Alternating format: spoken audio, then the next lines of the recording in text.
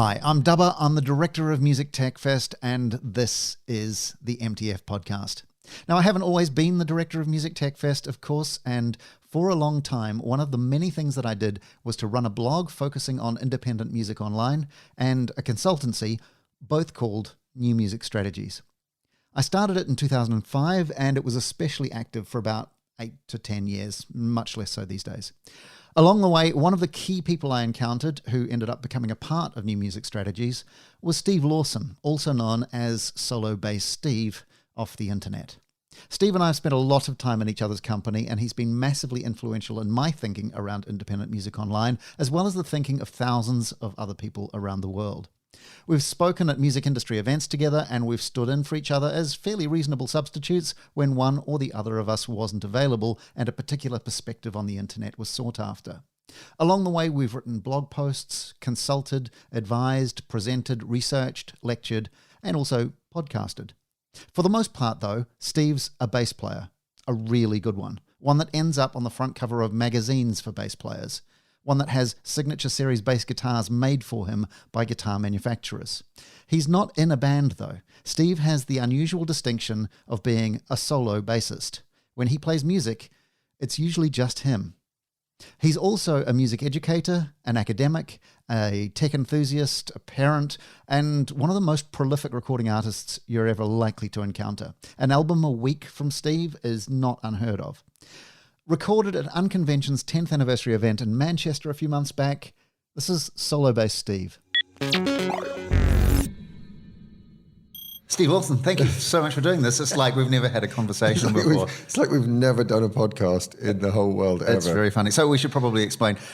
We have done this before in the past, but probably not in this organised a fashion. No, we've never had microphones. We normally sit around with a bottle of wine and talk rubbish into a laptop or a Zoom kind of recorder with a mic built in. So actually sitting with a proper mic and a camera. Yeah.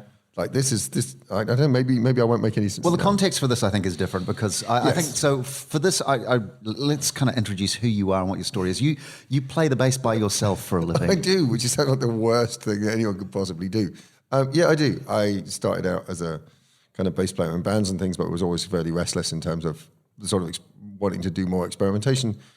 And lucked into a solo gig at the end of the 90s where somebody just saw me do a solo thing with a band and said, have you got a whole set? And I said, yes, which was a lie, but I got a gig booked anyway.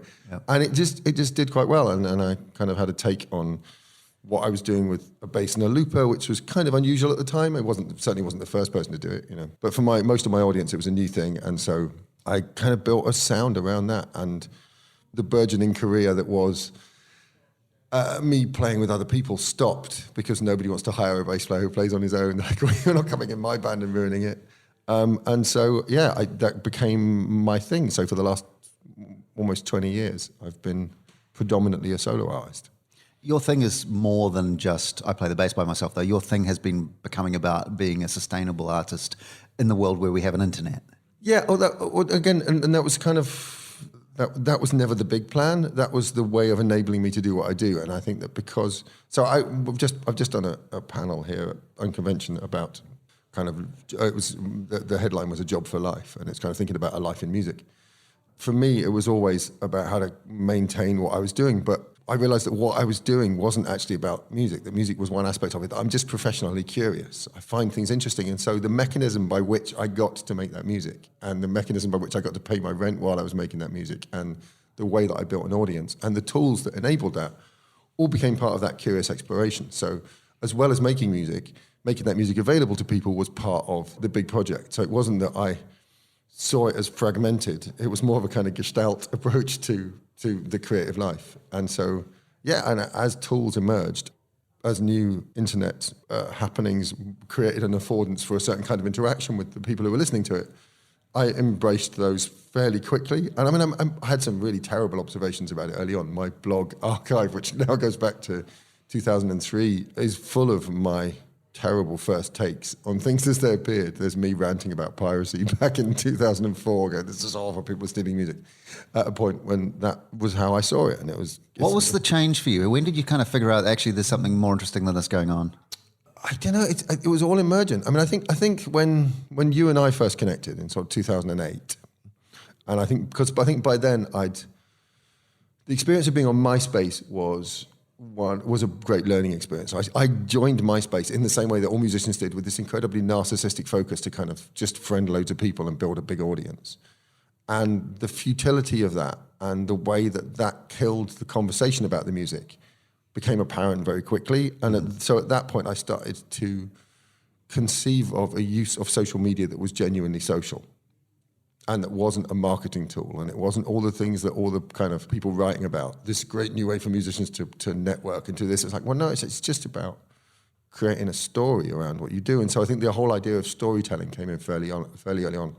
And one of the big advantages I had on that sort of mid-noughties period when blogging was an incredibly important resource for musicians was that I'm a writer as well. I'm a journalist. I was not trained as a journalist, but my partner from back in the 90s, she was a sub-editor and a very good journalist, and so she taught me how to write. Mm-hmm. She would edit what I was doing, going, "You can't write a 150-word sentence. That's ridiculous." And so I developed this set of skills, and I got to practice in magazines and harness that for this process of storytelling. So as that storytelling process fragmented away from being about long blocks of text on a blog and became about Twitter and Facebook and MySpace updates, I got pretty good at writing in small chunks and kind of diarizing my musical life in a way that people could engage with as an unfolding story rather than as a set of marketing tools that were kind of cynically planned to promote a product. The idea that the music was the end destination of a conversation, that at the end of people finding out what I was about, they might go, "Oh, maybe I should have a listen to what he does," rather than kind of putting that at the front. And now, in sort of classic marketing thinking, it was very much kind of fit the model of the marketing funnel that you start with awareness and work your way down to but I wasn't thinking about that. I was just thinking, I want to be able to make the music that I care about, and that requires some context, because without me explaining what I'm trying to do, people are going to try and squeeze it into a box, and they'll either come at it and go, this is not very good jazz, or this is not very successful ambient music, or this is not weird enough to be prog, or this is not, there's no words. So so how do you describe your music to other people who haven't heard it? I describe it as cinematic instrumental music. So the cinematic bit being that there is loosely a kind of a purpose to it, that I tend to be soundtracking things, obviously in a very abstract way. I don't actually have... There's no narrative to it. I don't write stories that accompany it. Right. But I do write sleeve notes. And so a big part of the experience for me is that people can, if they buy it on Bandcamp, so my stuff is only available on Bandcamp these days, because that's where I can do that sort of more rich media presentation of it. And so that in the lyric field on all the files is the story behind the track. And so the title isn't just me going, what can I call this piece of music that doesn't sound embarrassing? It's me going, what was I thinking about when I was playing this? What was I trying to get across? To be clear, this is improvisational music. Yeah, so everything I do is improvised. So that's the other thing that even my forays into songwriting have been, my contribution to it has been improvised, and I send it to someone else and they go, "Great, I'll write a thing over the top of that." So I was co-writing recently with Tanya Donnelly, out off of Belly and the Soaring Muses. And my contribution to the song that we wrote together took 15 minutes, including uploading it. Mm. She just went, "Do you want to send me a thing?" And I went, "Well, to be fair, it took 35 years plus 15 minutes." Yeah, so it was absolutely the product of that. But I sat down and I literally hit record and started playing a thing, and it went through for about 3 minutes, and I stopped and went, "Okay, well, I'll do an overdub." And so I just hit record again and overdubbed the thing, and I couldn't remember what I just played, so I was responding to it like an improviser.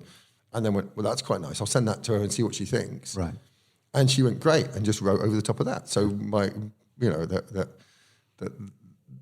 even at the point when I could have developed a kind of a much more sort of structured approach to songwriting, I wasn't allowed to because I was too good at the improv bit. So it's kind of nice and comical.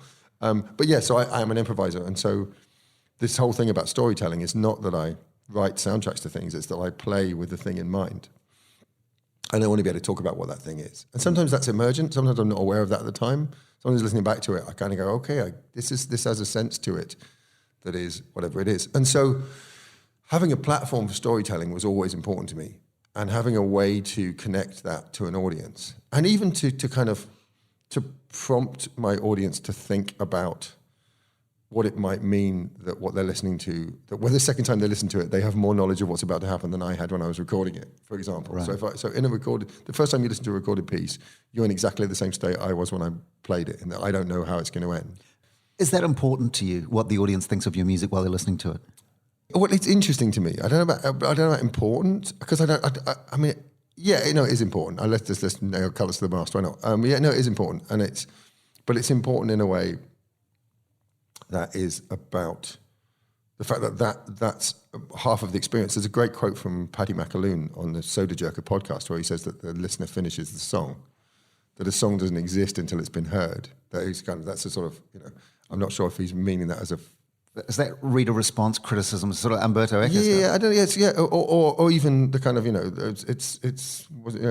Roland Barthes, the death of the author. It's kind of, that you as the creator that's not the fundamental thing, it's how it's received. And so I'm fascinated by that, and particularly as an improviser, because increasingly more and more of my work is recorded live in front of an audience. Right. And therefore they are present within the music because it's different because they're there. That the music that I make in front of any given audience is made in consideration with and in response to there are gestural things that they can do. If an audience suddenly start fidgeting and getting bored in the middle of a piece, I'm going to be consciously aware of that. I'm going to notice that, and I'm going to play differently as a result. If somebody starts shouting at me in the middle of a gig, I did a gig recently where some friends had brought their 18-month-old kid who was stood at the front, and as I started playing, he started randomly shouting the titles to Kraftwerk tunes at me. Mama, see music. Surely that's got to be taught. It's just, yeah, he's obviously his dad's a music fan and kind of had played him these things, but they were shh. And I said, no. If I'd had, because I use a MIDI controller to kind of play samples, and some of them are found sound and some of them are drum sounds, but if I had a sample set that was toddler shouting Kraftwerk tunes and I started playing that, people would think I was a genius. Right. So that wasn't an interruption, that was a collaboration. And sadly, it's not on the recording. I didn't actually pick up on a mic, which is a real shame. I kind of need to use room mics. But the music that happened after that happened in response to that having been the beginning of the show. So there was a sense in which I want to invite the audience to experience themselves within the music rather than just as passive observers of it. They are part of that process. That in an epistemological sense, they finish the song because we don't know what it is until somebody's heard it, and the context they're listening to it in shapes how they receive it. But in a live setting, they are palpably influential on the actual sounds that are being made. Right. You're clearly not just somebody who makes music and writes about music. You're somebody who thinks about music, and that's led you towards academia. Do you want to tell us a little bit about that journey? Yeah. So the end point. I will just start at the end point, which is that I'm in the middle of a PhD about the audience experience of improv, as you can tell from the ridiculous language I used to describe it. That journey began. I mean, I started teaching while I was still at college in the early 90s. So teaching and explaining what I do and how I do it, even from the point of view of being, I play these notes here and this is how rhythm works to another bass player, has been central to my thought process since I was 18, 19. Over time, that I got, towards the end of the 90s when I was getting some acclaim as a performer, that I then started getting invited into universities to do masterclasses. And as I transitioned from session player to solo player, I would get to the end of the question and answer bit and they'd go, yeah, all that looping stuff's well and good, but how do you make a living? Right, yeah. And so I would then have to start talking about that and start talking about... Which is actually kind of my next question. Yeah. And it was kind of that it became a thing where I would start trying to explain how you carve out a space to do the thing you care about rather than pursuing a chunk of money. Because if what your concern is making X amount of money and having X kind of house and car, you don't play solo bass. You'd be a proper moron to choose that as your path to riches. Not the greatest get-rich-quick scheme in the world. And so you have your minimum viable infrastructure for your life is minute, and it has to be.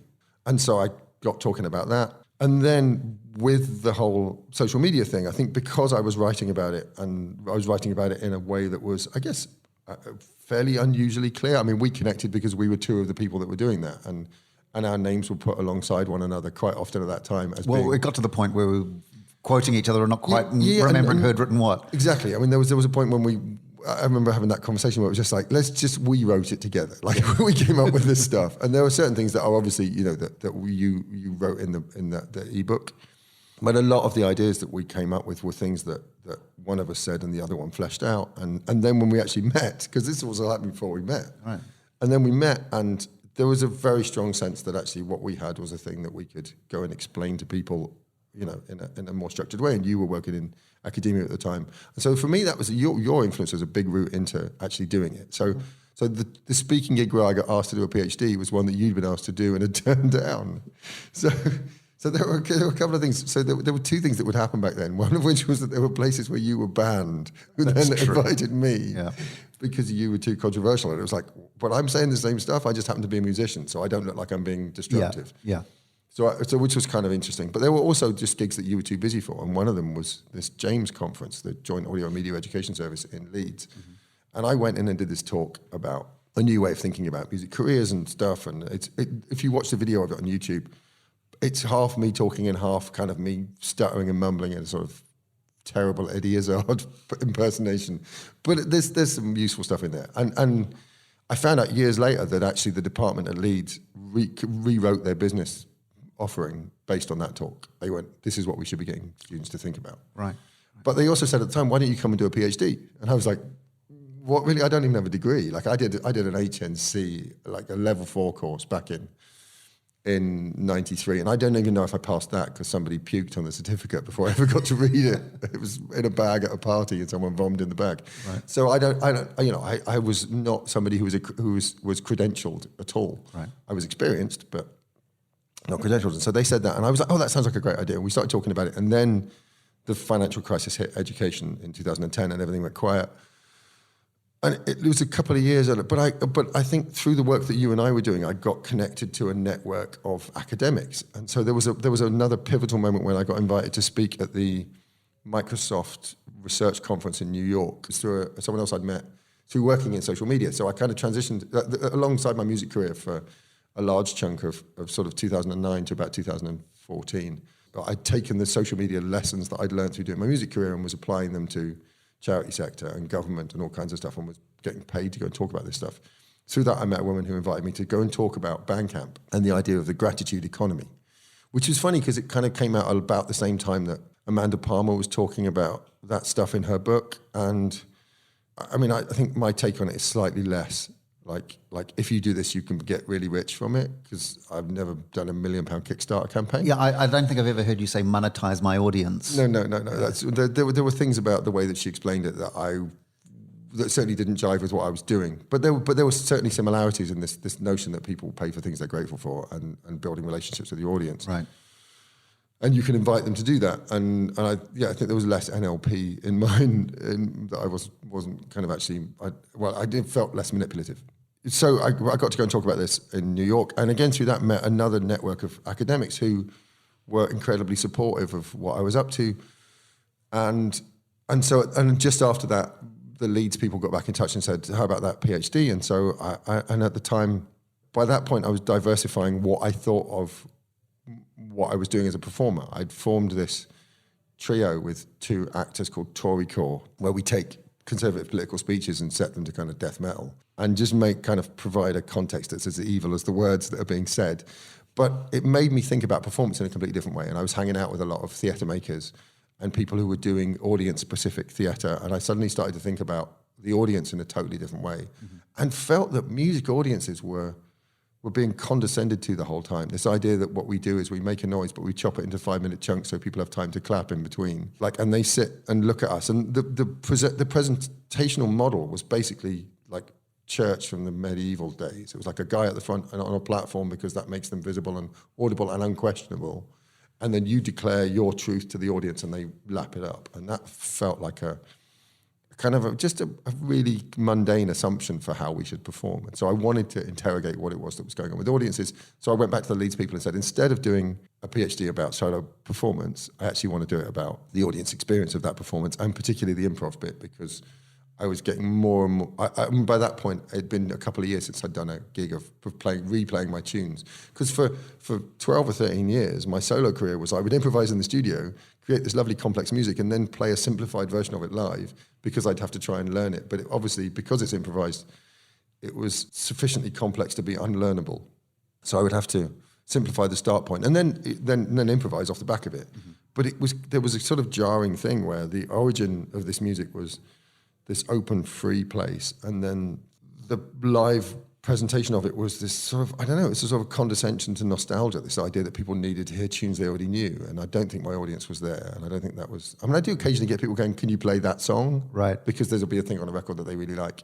Because so this is the other part that's interesting for me about it, is that what I do doesn't always sound improvised, because it's not idiomatically or stylistically kind of fixed to what people think of as improv. Yeah. Like it's not free jazz.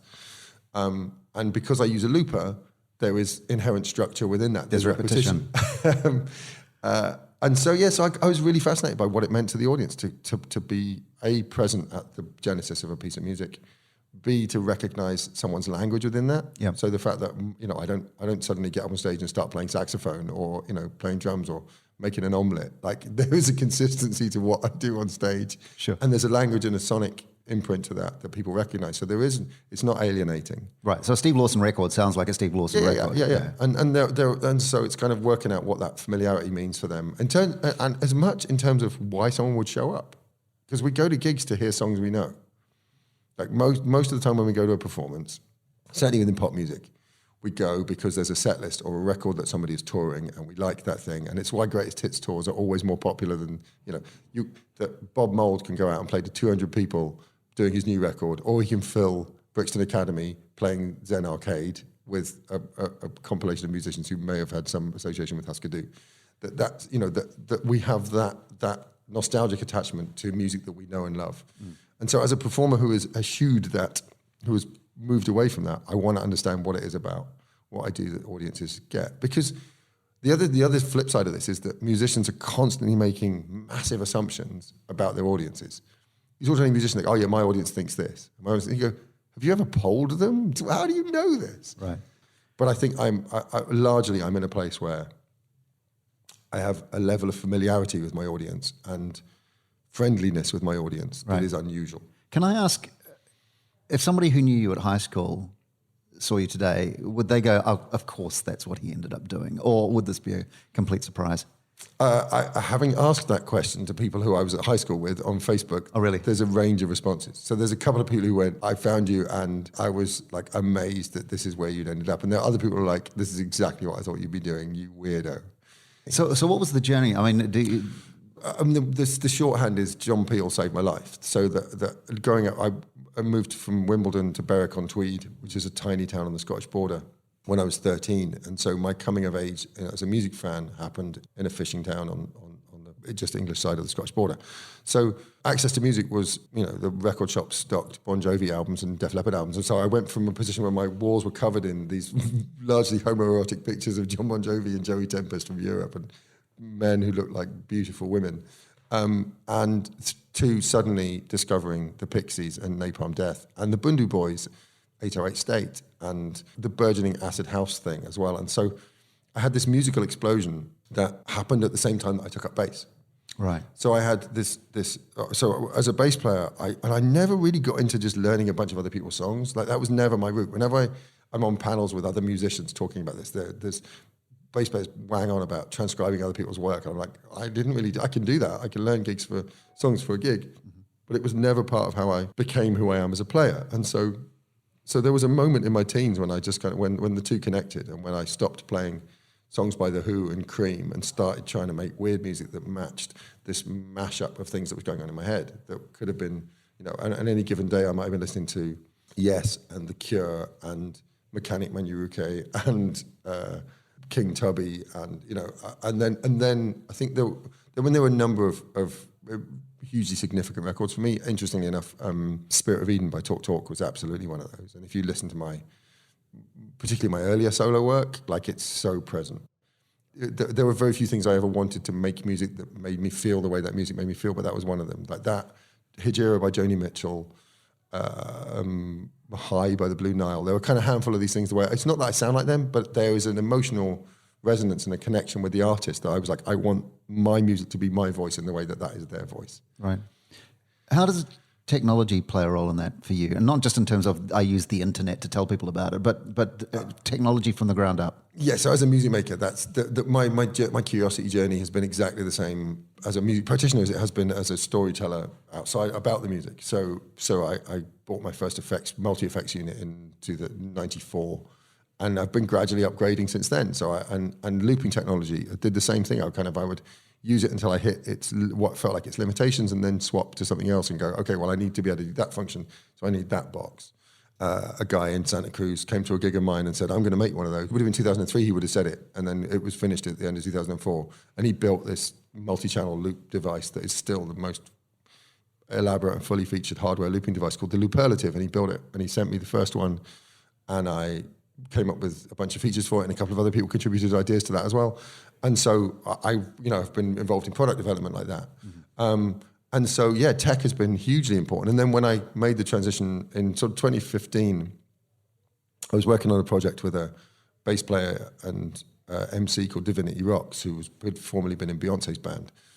And we have this duo that happens every now and again. And when we were playing, she pulled out a keyboard and plugged it in and started playing drums on the keyboard. And I went, that's great, because it suddenly felt like I could do loops and beats, but without them being pre-recorded. Because I always wanted this sense that anything could happen. Mm-hmm. For me, live music is about the potential for it to do literally. Even if the songs get played the way they wanted to, I want that possibility to be there. So technology suddenly made a whole new sonic palette available. And again, I've collaborated with hardware and software developers over the years to build the tools that make what I do possible.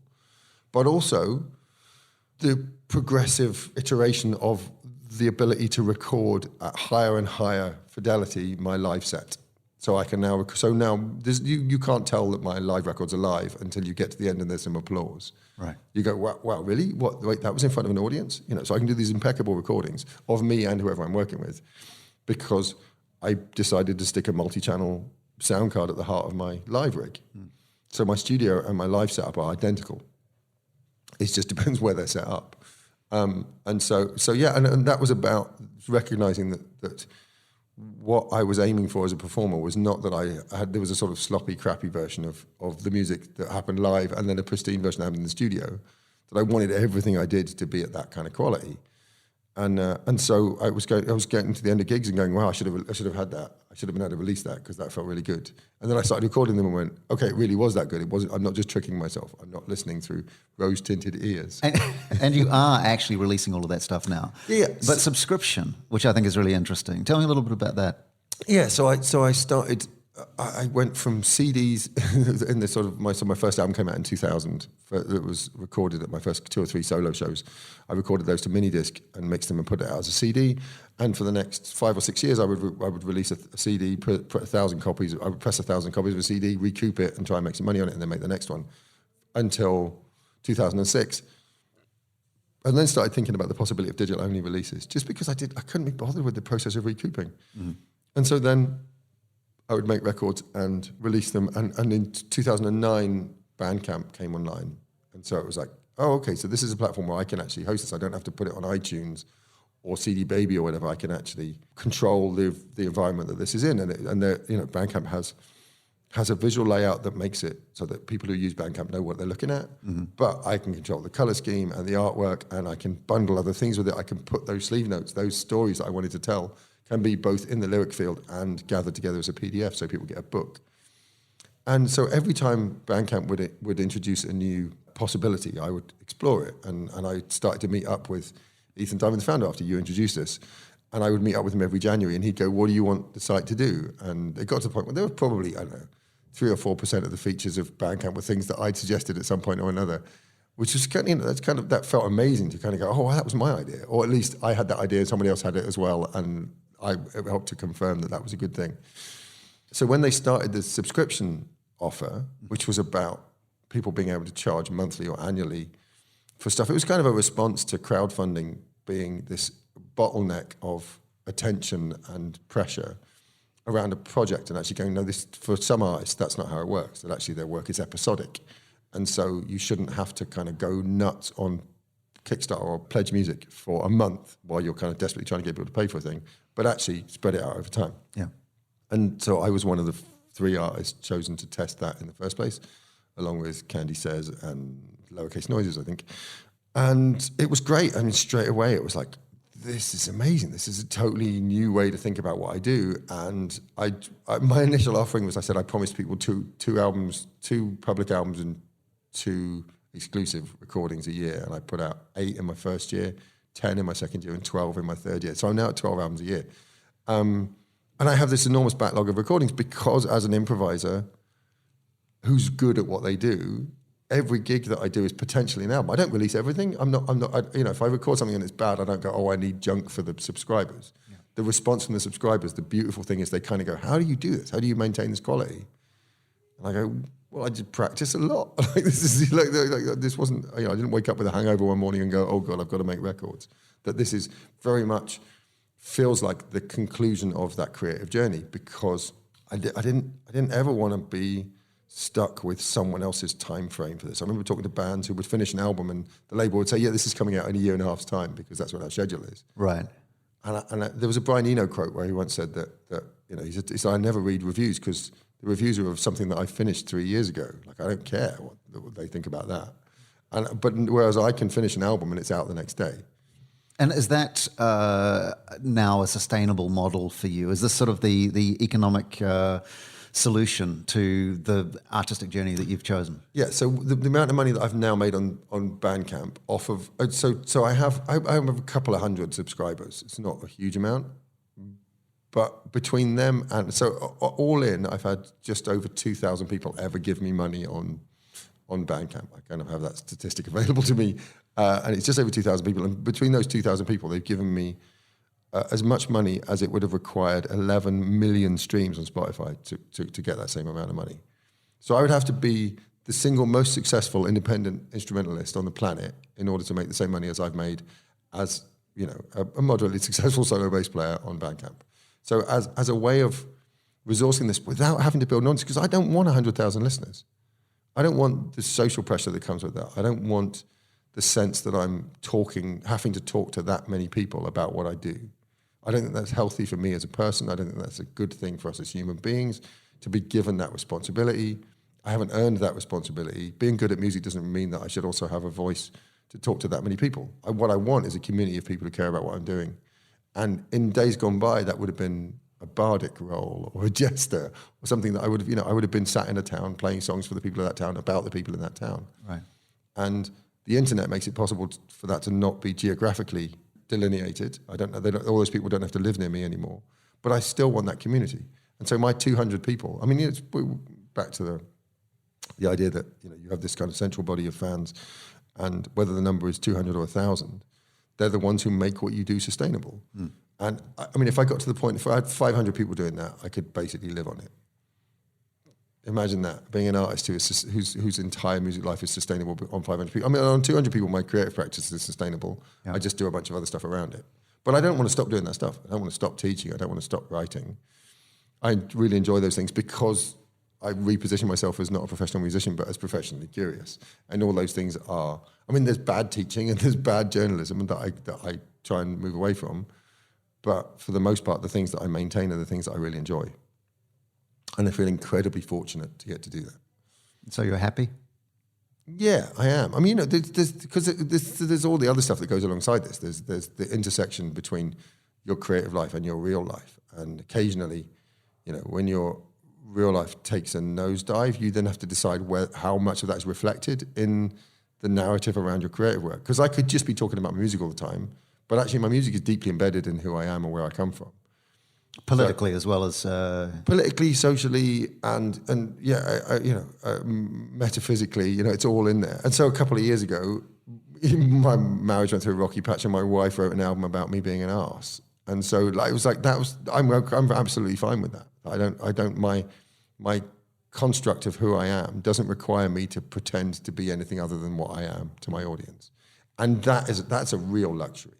For that not to be tabloid fodder, but to actually be about two people finding out who they are in the wake of whatever is kind of happening in their life, but being able to do it semi-publicly. Because I say semi-public because it's public, but most people aren't interested. So the semi-public nature is that we've both consciously chosen to talk to a smaller group of people. We don't market it to tens of thousands of people at a time. You make very, very different, or at least you approach music very, very differently. Oh, completely, yeah. So she does records the old way. She goes in the studio with a producer and makes things. And I think her next one, her producer will be herself, because Lo is an extraordinary ideas person and sonically very adventurous and an amazing guitar player. But yeah, no, she's not. She doesn't just kind of sit down and go, "Oh, look, I've got 3 albums." That was a mistake, which I do. I could record. There were times when I've recorded 2 albums in a day. And so, yes, we have different practices, but we both give each other latitudes to make music about the world that we occupy together. Mm. And again, that's not a thing that scales well at all. I don't want to tell that story to 200,000 people.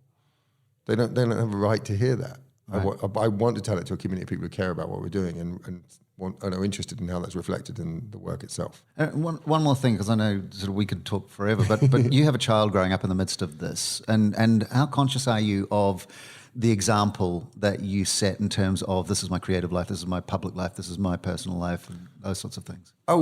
Yeah, that's a really great question, because it's absolutely to the forefront of it, and so he is fully aware of all of that stuff. So we talk about that, and so even to the point where whenever I put a picture of him on Instagram, I ask him.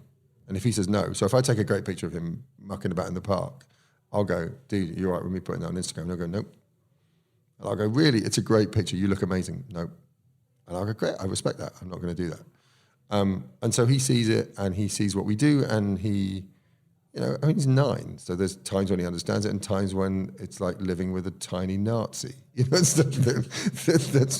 what being 9 is. You have this 9-year-old perception of the world, but I'm absolutely conscious of the way that being a parent dovetails with being a creative practitioner, and I don't separate the two out at all. But he's fully integrated into that, because I see my creative practice as a secondary narrative alongside the rest of my life. It's ecosystemic rather than kind of plowing a commercial furrow to make it. I'm not based on I'm not fixated on monetizing a product. I'm living a life and trying to understand what it is to be human at this time and this place in history.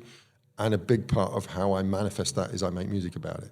Right. So music's what happens when I run out of words. And so he sees that. So he hears the words as well. And we talk about it, and he goes to sleep at night listening to me when he's not listening to Bootsy. He's an obsessive Bootsy Collins fan. It's great. 9-year-old who cried when he heard that Bootsy wasn't going to play live again. But so he has this kind of, he's been exposed to music all along, and some of it quite conspicuously. We'll kind of go, "Listen to this, it's great." And he got into Talking Heads because I told him they were great, and he loves them. But he also really enjoys what I do because he understands where it comes from. It's not just music. So he will remember when a thing was recorded. Where does this all go? He's your age, you're retired. What does your life look like? What's the end goal? Like, work is more fun than fun. So I don't see myself retiring. If I retire, I'm going to go somewhere where I can make more music. Right. Because none of this is physically demanding. Like, carrying an amp is occasionally, but like I don't have to do that at home. So my retirement is me sat in a room making music. I can imagine me making infinitely more music as a retiree, because I wouldn't, hopefully by that point, I won't be as reliant on it for money. Maybe I will. Maybe my pension plan will collapse, and so I don't know. But no, I don't have an end game in terms of stopping doing this. It's how I talk to the world, and I feel incredibly privileged to get to do that. I mean, it's funny because the description of what I do just sounds more like a dare than anything else. Like, you get on stage with a bass and just play, yeah, like with no band, no. And you make it up, yeah. And people go, "That's terrifying." I go, "No, what's terrifying is trying to remember a bunch of tunes for a wedding gig. How does this Bruno Mars song go? That's really complicated." That's, for me, it's hard work. I enjoy doing it, but it's hard work. The rest of it is just, it's my dialogue with the universe. And I feel fortunate that I get to do that. Fantastic. Steve, thanks so much for your time. And it's really good to sort of talk to you about this stuff in a way that isn't just us continuing an ongoing conversation, but to sort of capture it. Yeah, no, it's a very lovely thing, and for which I'm most grateful. That's Steve Lawson. You'll find him at stevelawson.net and at SoloBassSteve on Twitter. And that's the MTF podcast. If you want to get involved in MTF, go to musictechfest.net/register. You can follow us on Facebook, Instagram, YouTube, Twitter, and LinkedIn. We're at Music Tech Fest absolutely everywhere.